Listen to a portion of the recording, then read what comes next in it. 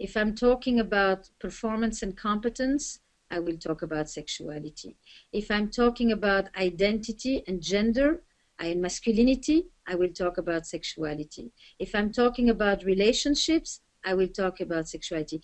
It's an integrated part. I don't wait for the moment when I think it's fine to start to, you know, and what about, you know, it's really, and how does this influence yourself in the sexual realm? And in sexuality, do you experience it the same way? If we talk about anxiety, about a guy whose head is running 24/7, is all the time on, I said, when is there a moment when you can stop?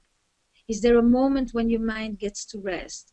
And then sometimes I may even say, is sex the one place where your mind finally stops? Is that the place where you finally feel you are present in the moment, at least for the time it lasts? And then we begin to make the connection. So I have a sense of what sexuality can mean and where it can fit in the various parts of a person's life.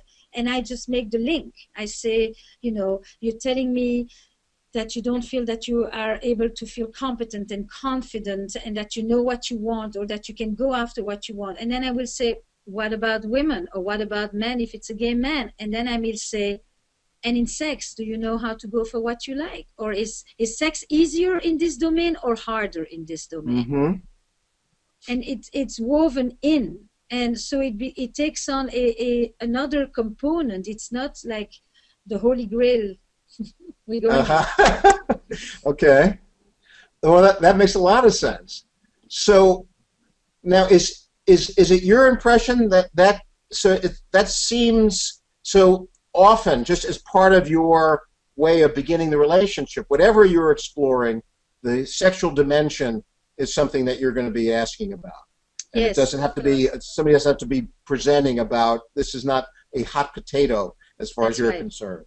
That's right. And because if you understand sexuality as an integrated part of who we are, of our identity, of our gender construction, of our femininity, masculinity, self-esteem, receiving, giving, abandonment issues, obliteration fears, pleasure and connection, then sexuality is one domain in which we experience all those things. At some point, if you're talking to me about self-confidence, obviously, I'm going to not just ask, how do you deal with money? How do you deal with your boss? I am going to ask, how do you deal with your body? How do you deal with pleasure? How do you deal with sexual connection?